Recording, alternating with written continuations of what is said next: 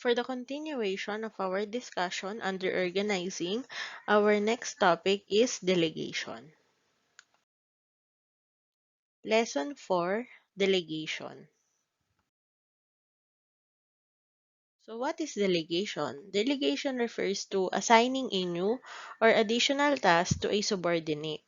It may also refer to getting work done through others by giving them the right to make decisions and take action. So actually, this delegation is one of the core concepts of management leadership. So kasi 'di ba, as a leader, as a manager, so kailangan marunong ka din talaga mag-delegate ng work. So you don't do everything. So kailangan you need to trust your employees, you trust your subordinates, and make them accountable of the work or the outcome of the delegated work. So for this topic or for our discussion, we will discuss the elements of delegation, the steps in delegation, and the advantages and disadvantages of delegating to your subordinates or to other employees.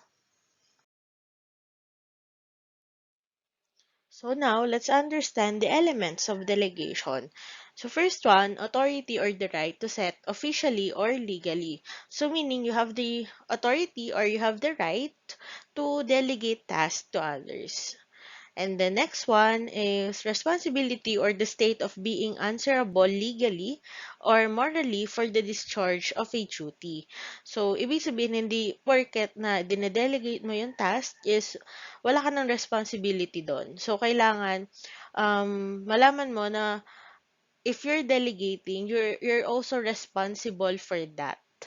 And the next is accountability is to be liable to be called to explain. So if you're accountable for this task or for this work, so you are liable to that and you need to explain the whys or the hows of that or bakit naging ganun yung outcome or bakit ganun yung quality. So that's accountability.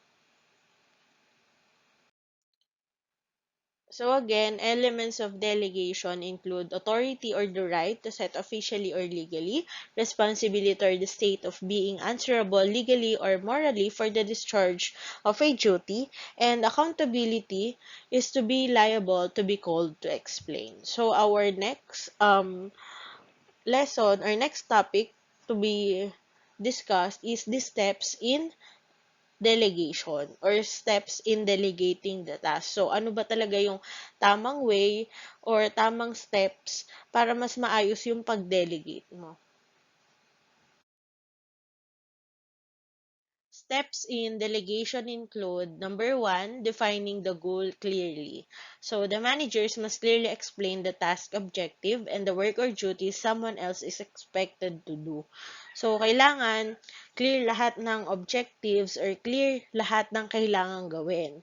So, para mas maayos yung pagde-delegate is lahat talaga ng kailangang gawin or lahat ng kailangan deliverables or even the quality of work, kailangan mo siyang i-explain dun sa pagbibigyan mo ng work. So, usually dito, meron talagang ine-explain si manager na set of duties na kailangan gawin or nagkakaroon din sila ng training or nagkakaroon sila ng orientation of the works or the duties needed to be done. So, next one, selecting the person who will be given the task. So, the selected subordinate must be competent and must share the manager's task objectives.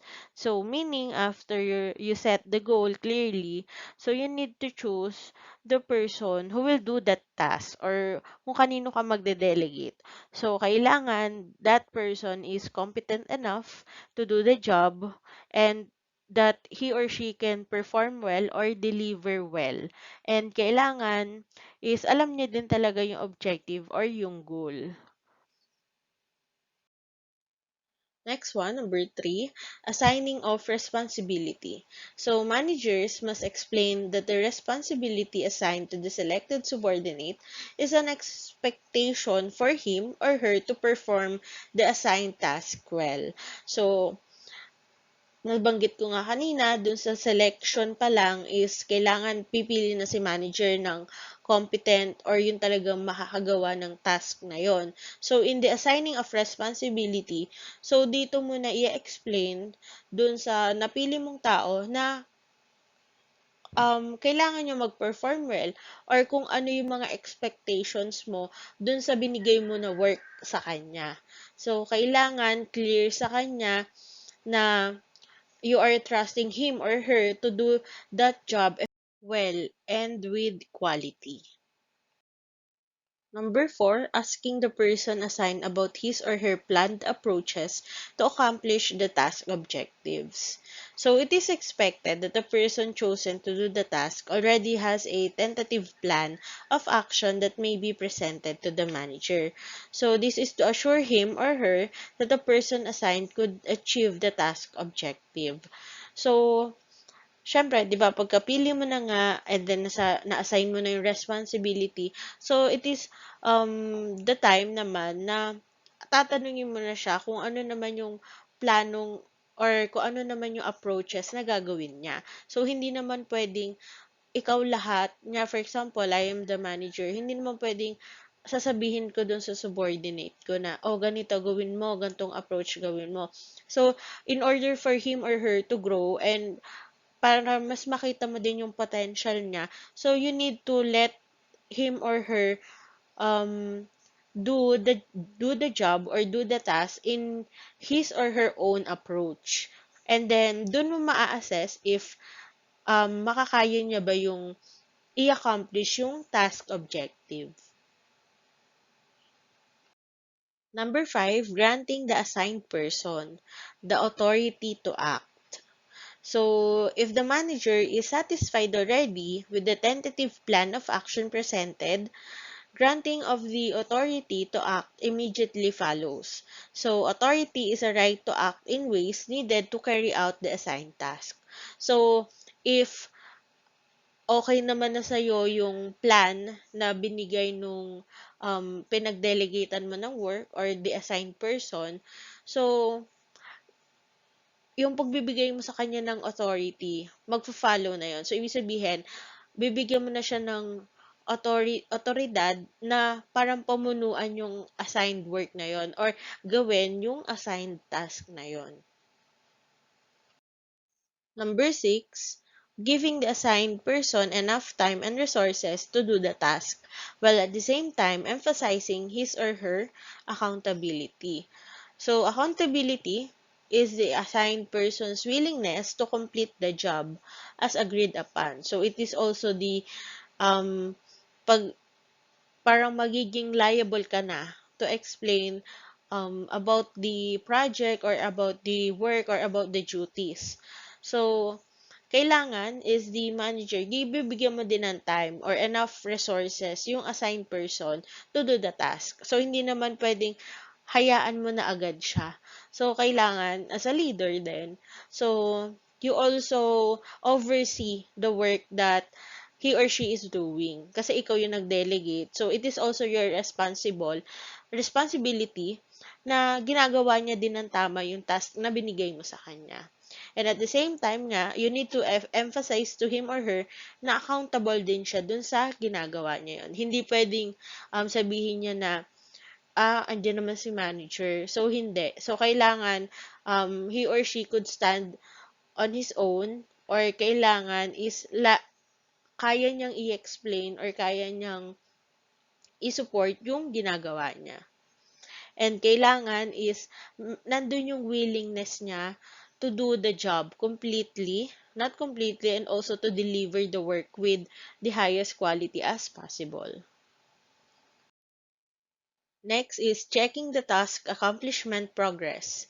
So, following up and discussing the task accomplishment progress at regular intervals is necessary. So, kasi kapag wala kang regular updates or follow-up, so tendency din kasi is um, parang nagsa-slack. 'Di ba usually if tayo nalaman natin na ang deadline pa naman nito is next week. So, during the following na hindi pa naman close yung deadline, so magsa-slack ka. So, it is very important also to track the progress. So, kung nasaan ka na, kung ano na yung ginagawa mo. So, what is taking too long on this part of the project or of this task. So, kailangan meron ka ding discussion with the subordinate or dun sa pinagdelegatan mo ng task or work. And lastly, make sure that the task objective has been achieved. So, after all of this delegation of work, so ang pinaka-ending niya is dapat ma-achieve nyo yung task objective. Since, di ba, sa simula nga, ang pinakauna-una natin ginawa is we define the goal clearly. So, at the end, we must achieve the task objective or the task goal. So, yun yung kailangan mong gawin. So, hindi mo din talaga pwedeng hayaan siya na, sa kanya naman na yung work na yun. So, hindi. As a manager and as a leader, so, you need to make sure that all of the goals and objectives are being achieved. So, for example, in an organization, so this is a Kanban board. So, this board is used to implement the Kanban method for a specific project. So, in um, Kanban is a Japanese word which means signboard or billboard. So, David J. Anderson later on used this term to name his own method for delegating a team's workload and deliverables without overloading its members. Isa naman din kasi talaga sa ultimate goal kung bakit tayo nagde-delegate ng work is for the managers or for the employees not to be overloaded of work. Kasi kapag nag-overload or na-overload yung mga employees, so tendency is mas-stress sila sa work, mawawala na sila ng proper um life and work balance, 'di ba? So, and eventually baka mag-resign lang din 'yan. So, ang kailangan meron talagang proper allocation of work and make sure na hindi na overload yung isa, then yung iba naman underload. So, yun, kailangan tama din yung pagbibigay ng task and work dun sa lahat ng tao under the organization. So, ito, tong Kanban board, so ginagamit to para ma-delegate na maayos yung workload ng team. So, dito yung to do, lahat ng mga kailangan gawin, and then kung ano yung mga currently na ginagawa, and then kung ano na yung mga tapos na. So, parang i-check dun sa mga kailangan pang gawin, i-check dun sa team kung sino pa yung may capacity to do all of that, and then if they are competent or they are knowledgeable naman dun sa task, so pwede mong i-delegate dun sa mga taong yun. So, that's why this Kanban board is being used in delegation. So, after discussing the elements and the steps in delegation, so we're going to understand naman the disadvantages and the advantages of delegation. So, one of the advantages is that it prevents work overload among organization managers. So, as I told you earlier, hindi naman lahat ng work is kayang gawin ng manager. Yes, manager na siya. So, you know that he or she is more knowledgeable, more well experienced, but all of the work hindi naman niya kailangan gawin. So, kailangan with proper delegation of work in an organization or business, the overload work of managers can be minimized. 'Di ba? Since proper segregation and delegation is being done not only to a one person but to all the person that are competent and have the capacity. Next is that it provides opportunities for employee or subordinates assigned to do the task to fully utilize their talents on the job. So, giving opportunities for employee or subordinates to do other tasks can improve their talents, and at the same time, the company can see the potentials of their employees. So, kapag kasi nagde-delegate ka, so you're trusting them, and then if they see that pinagkakatiwalaan ako nitong employer ko or nitong manager ko, so I need to do my best. So from there you can see what talent that they have, or kung ano yung mga potentials nila. And that will lead to the next advantage, which is it leads to empowerment of employees or subordinates assigned to do the task, as it allows them freedom to contribute ideas and to perform their job in the best way possible. So, kasi if, 'di ba, kapag nabigyan mo na siya ng opportunity for him or her to fully utilize their talents. So it will empower the employee because they have the choice or they have the power to perform the task the best way, or the way, or yung based 'di ba dun sa approach nila, and then based dun sa kakayahan nila. So ma-empower mo yung employees mo doon, and then hindi lang siya ma-empower, parang malalaman niya din sa sarili niya, ito yung capacity ko, ito yung kakayanan ko, ito pa yung pwede kong i-improve, 'di ba? And then that will lead to the next advantage as well, is that it increases job satisfaction among the assigned employees or subordinates that may lead to better job performance. Because of the things that you let your employees do, like giving them opportunity to decide, opportunity to lead, and to give ideas, it will result to employee satisfaction in their job, and they will be inspired in doing better at their work. So, ibig sabihin kasi, hindi nagiging stagnant yung work. So, hindi lang ito pa ulit-ulit. Meron ka ding ibinibigay sa kanya na mas makakapag-improve ng qualities or ng experience niya. So, 'di ba usually, ano ba yung nagiging dahilan kung bakit nagre-resign ang isang tao sa isang corporation or sa isang organization is because parang wala na siyang nakikitang improvement sa sarili niya. That's one possible scenario. Or parang yun na lang at yun yung trabaho niya, or hindi siya pinagkakatiwalaan for more advanced work. So, yung mga employees kasi, kunyari, nasanay ka ng ginagawa tong isang bagay. So, meron ka ding hahanap-hanapin na paano ko pa may increase yung self-worth or yung craft na meron ako. So, kaya, if you do proper delegation and if you give opportunities to your employees, you increase also their job satisfaction. And ano ba yung magiging resulta ng job satisfaction? So, it will, or they will do a better job performance. And then, that will result to the achievement or the goal, achieving of the goals of the organization or business.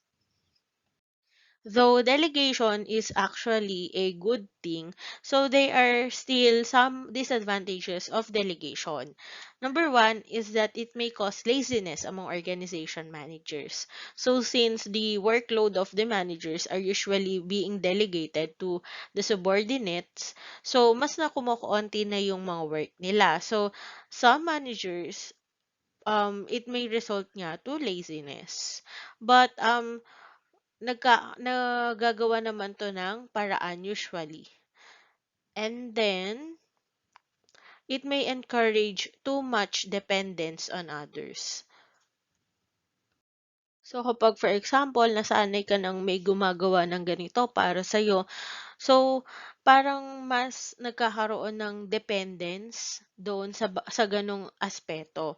So, you must always remember that you're also accountable for that. So, you need to really overlook and not fully being dependent on someone. And then next is it may cause lack of control over priority management problems.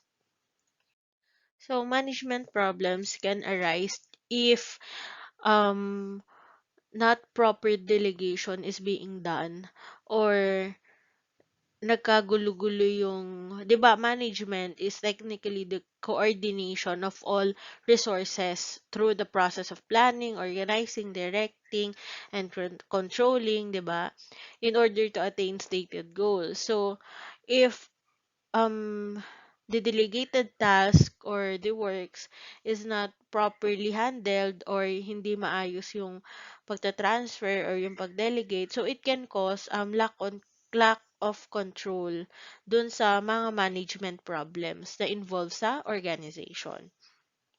And then it may cause low self-confidence among managers. So bakit nagkakaroon ng low self-confidence yung mga managers? So, minsan kasi, naiisip na nila na, kaya na pala nilang gawin. So, what am I here for?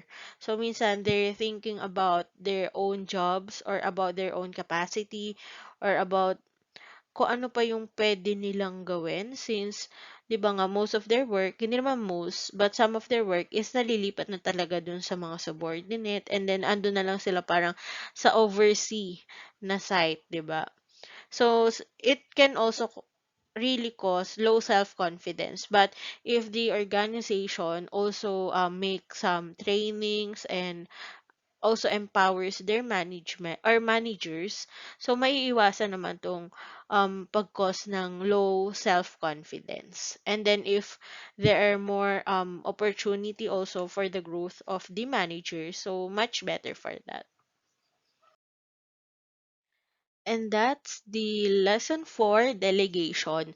So for the next topic, formal and informal organizations, you can head now to the asynchronous discussion, which is already uploaded also here in my YouTube channel.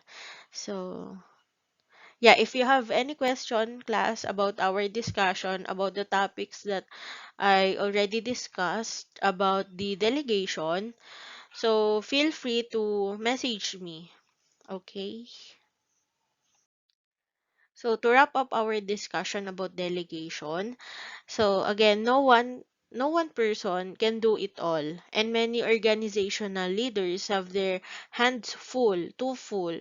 That's why delegation is basically a way for organizations to distribute the authority to operate to all levels of the organization, from the top and to the bottom. So it is also the way of trusting your employees and giving them the opportunity to grow, and also the opportunity for the managers to deal more with the planning or with the bigger objective of the organization.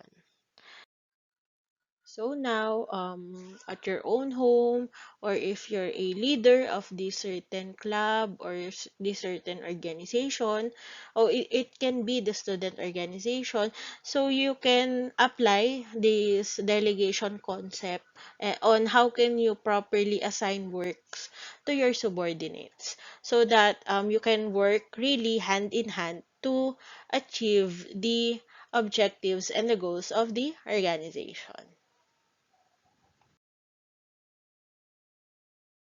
And that's all for today. Thank you, class, and God bless. Be safe always.